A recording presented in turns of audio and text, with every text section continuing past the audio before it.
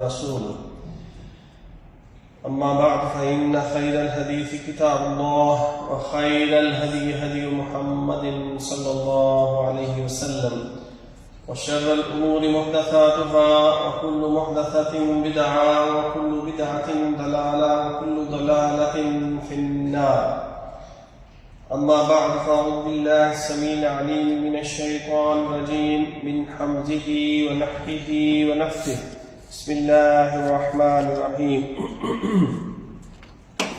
يا أيها الذين آمنوا اتقوا الله حق تقاته ولا تموتن إلا وأنتم مسلمون. أيها الإخوة، مومن مسلمان بھائیوں، اللہ تعالیٰ نے ہمیں بڑا ہی پیارا دین دیا ہے، بڑی پیاری شریعت عطا فرمائی ہے. دنیا کا کوئی دین، کوئی شریعت اس جیسی نہیں ہے کہ اس نے نہ صرف بڑے بڑے مسائل اور معاملات پر اصلاح کی اور اس پر اکتفا کیا، نماز، روزہ، حج، زکوٰۃ، وراثت، بلکہ چھوٹے چھوٹے ادب آداب تک بھی ایک مسلمان کو سکھا دیے کہ اس کی پوری زندگی سراپا ادب بن گئی. اس کے معاملات، اس کی عبادت، اس کی گفتار، اس کا کھانا، اس کا پینا، اس کا سونا، اس کا جاگنا، اس کا چلنا، اس کا بیٹھنا، یہاں تک کہ قضائے حاجت کے لیے جانا، ہمارے پیارے دین نے ہم کو سکھلا دیا کہ کس طرح کرنا ہے. ایک یہودی منافق ایک حضرت سلیمان فارسی رضی اللہ عنہ کو ازراہ مذاق اڑاتے ہوئے کہتا ہے، تمہارے نبی تم کو ہر چیز سکھاتے ہیں، یہاں تک کہ قضائے حاجت کا طریقہ بھی سکھاتے ہیں. تو وہ کہنے لگے، ہاں تم چاہے مذاق ہی کیوں نہ اڑاؤ، انہ لیعلمنا کیف یأتی احدنا الغائط، کہ ہمارے پیارے نبی تو ہمیں قضائے حاجت تک کا طریقہ، کہ کیسے کوئی بیت الخلاء میں جائے گا اور کیسے آئے گا، اور اس نے جب رفع حاجت کرنی ہے تو قبلہ رخ نہیں ہونا، اور نہ ہی قبلے کی طرف پیٹھ کرنی ہے، اور نہ ہی اس نے جب استنجا کرنا ہے تو اپنا دایاں ہاتھ جو ہے اس سے استنجا نہیں کرنا، اور اگر پانی نہیں ہے تو پھر گوبر یا ہڈی نہیں استعمال کرنی بلکہ مٹی استعمال کرنی ہے، اور وہ بھی 3 ڈیلوں سے کم نہیں ہونی چاہیے. تو یہ وہ پیارا دین ہے جو ہمیں ہر بات کا ڈھنگ سکھاتا ہے. ہمیں انگڑائی کیسے لینی ہے، بلکہ چھینک اور جبائی کیسے لینی ہے، اس تک کا طریقہ ہمیں سکھاتا ہے. نبی مکرم صلی اللہ علیہ وسلم نے فرمایا، ان اللہ یحب العطاس ویکرہ التصاعد، کہ اللہ تعالیٰ چھینک کو پسند کرتا ہے اور جمائی کو ناپسند کرتا ہے. اور فرمایا فَإِذَا عَطَسَ فَحَمِدَ اللَّهَ، تم میں سے جب کسی کو چھینک آئے تو کہے الحمدللہ، اور اس کو سننے والا کیا کہے یرحمک اللہ، اور پھر وہ واپس جس کو چھینک آئی ہے وہ کیا کہے یہدیکم اللہ ویصلح بالکم. الفاظ پر غور کریں. ایک عام روٹین، عام لوگ، چھینک آتی ہے سب کو، اور بندہ کہتے ایکسکیوز می. نہیں، اسلام نے ہمیں سکھایا ہے اللہ کا شکر ادا کرو کہ اللہ نے اس چھینک کی وجہ سے تمہیں کس کس بیماری سے بچا لیا. اللہ کا شکر ادا کرتا ہے بندہ، یا اللہ تعالیٰ شکر ہے. اور پھر اس چھینک سے بندہ چست ہو جاتا ہے، تر و تازہ ہو جاتا ہے، اس کا ذہن کھل جاتا ہے، سستی دور ہو جاتی ہے. اس پر بھی اللہ کا شکر ادا کرتا ہے، اور پاس بیٹھنے والا کہتا ہے اللہ تجھ پر رحم فرمائے، اس کو دعا دیتا ہے اللہ تیرے اوپر اپنی رحمت کرے، اور جب اس کو دعا ملتی ہے پھر یہ واپس اس کو جواب دیتا ہے کہ اللہ تعالیٰ تجھے بھی ہدایت دے اور تیرے معاملات کو بھی اللہ درست کر دے۔ کیسا آپس میں ایک دوسرے کے ساتھ مکالمہ، پیار اور محبت کا، آپس میں الفت اور چاہت کو بڑھانے کا، کس بنا پر؟ صرف ایک چھین کی بنا پر۔ چھینک آئی اور پیار محبت کے مکالمے شروع ہو گئے، ایک مومن کے، ایک مسلمان کے دوسرے مسلمان بھائی کے ساتھ۔ اور اسی طرح سے چھین کو جب آئے تو کیا اسوہ حسنہ ہے کہ کان النبی صلی اللہ علیہ وسلم اذا عطس غطى وجهه بيده او بثوبه وغص بها صوتا، کہ جب رسول اللہ صلی اللہ علیہ وسلم کو چھینک آتی تو آپ صلی اللہ علیہ وسلم اس کو روک، اس کی آواز کو پست کرنے کے لیے منہ پر ہاتھ رکھتے یا کپڑا رکھتے، اس کو دوسروں تک پھیلانے سے۔ آپ کو پتہ کرونا کا معاملہ کہ لوگ اب اس وقت سے ڈرتے ہیں تو ان کے پاس چھینکے مارے، تو منہ پر ہمارے دین نے 1400 سال پہلے یہ بتا دیا کہ لوگوں کو اس سے تکلیف نہیں دینی، لوگوں کو اس سے بچانا ہے۔ اور بعض لوگ چھینکتے ہوئے اونچی آواز میں چھینکے مارتے، نہیں، آواز پست رکھنی ہے، کم رکھنی ہے۔ ایسا نہ ہو تو پاس سویا ہوا ہو تو ہڑبڑا کے اٹھ جائے، یہ کیا ہو گیا ہے؟ نہیں، آواز کم سے کم، اور اس کو روکنا ہے اپنے منہ کے اوپر کپڑا رکھ کے یا ہاتھ رکھ کے۔ اور اسی طرح جمائی اس کے آداب بھی سکھائے کہ فرمایا التصاعد من الشیطان، کہ یہ جو جمائی ہے یہ شیطان کی طرف سے ہے۔ کیوں شیطان کی طرف سے ہے؟ کہ جب بندے کو جمائی آتی ہے تو اس کی سستی اور کاہلی جو ہے وہ ظاہر ہوتی ہے اور بڑھتی ہے، اس پر نیند کا غلبہ ہوتا ہے، اور مومن جو ہے وہ اللہ کی عبادت کے لیے ہر وقت چست رہتا ہے، کاربند رہتا ہے، توانا رہتا ہے۔ اگر اس کو نیند آ رہی ہے تو فرمایا جاؤ جا کے پہلے اپنی نیند پوری کر لو، پھر آ کے نماز پڑھو۔ یہ نہ ہو کہ نماز کے اندر تم کچھ کا کچھ پڑھتے رہو اور اپنے آپ کو ہی گالیاں دیتے رہو، اپنے آپ کو برا بھلا کہتے رہو۔ پہلے اپنی نیند پوری کر لو۔ تو جمائی شیطان کی طرف سے ہے، اور چھین فرمایا یہ اللہ کی طرف سے ہے۔ اب جب جمائی آتی ہے تو فرمایا جب کسی کو تم میں سے جمائی آئے تو اس کو حد الوسع کوشش کرے روکنے کی، اپنے منہ کو بند رکھے، ایسے کر کے منہ کھول کے جمائیاں نہ لے، بلکہ حد الوسع کوشش کرے، اس کو روکے۔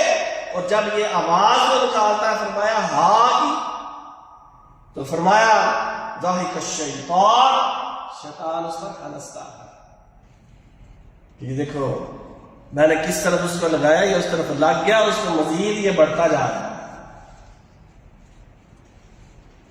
تو یہ جمائی کس کی طرف سے؟ شیطان کی طرف سے۔ اس کو روکنا حد الوسع، اور اگر منہ نہیں آپ کا بند ہو رہا، آ ہی گئی، تو پھر ہاتھ رکھنا،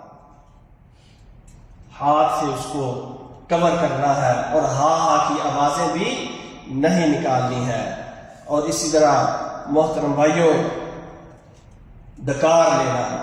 نبی کریم صلی اللہ علیہ وسلم کے سامنے ایک شخص نے تجشع رجل عند النبی فقال کفا ان جشاعک، ایک شخص نے ڈکار لیا، ڈکار مارا، آپ صلی اللہ علیہ وسلم نے فرمایا اس ڈکار کو ہم سے دور رکھو۔ بندہ فرمایا کیوں ڈکار مارتا ہے؟ جب بھوک پیٹ بھر کے کھا لیتا ہے، اور فرمایا کل قیامت کے دن پیٹ بھر بھر کے کھانے والے بھوکے ہوں گے، جب پیٹ اوپر تک بھرا، کھانا باہر کو آ رہا تو ڈکارے ہی جائیں گے۔ تو اس ڈکار کو، اس کی آواز کو روکنا چاہیے کہ فرمایا آدمی نے کوئی ایسا برتن نہیں بھرا اپنے پیٹ کے علاوہ جو سب سے برا برتن آدمی کا پیٹ ہے جس کو وہ بھرتا ہے۔ فرمایا بندے کے لیے، آدمی کے لیے چند لقمے ہی کافی ہے جو اس کی کمر کو سیدھا رکھ سکیں۔ تو اس کو چاہیے کہ وہ اگر کھانا ہی ہے، بہت اس کے سامنے کھانا آ گیا، محفل مجلس پارٹی ہے تو کھانا زیادہ ہے، تو فرمایا تو پھر اس کو چاہیے کہ 1/3 کھانا کھائے، 1/3 اپنی سانس کے لیے رکھے، اور 1/3 اپنے نفس کے لیے، اپنے پینے کے لیے، 1/3 کھانے کے لیے، 1 پینے کے لیے، اور 1 سانس لینے کے لیے چھوڑے۔ اتنا مت کھائے کہ پھر ڈکارے مارتا پھرے اور دوسروں کو تکلیف پہنچاتا رہے۔ تو محترم بھائیوں، ہمیں ان آداب کا خیال رکھنا چاہیے۔ اللہ تعالیٰ سے دعا ہے اللہ تعالیٰ ہمیں ان آداب پر عمل کرنے کی توفیق عطا فرمائے۔ آمین وآخر دعوانا ان الحمد للہ رب العالمین۔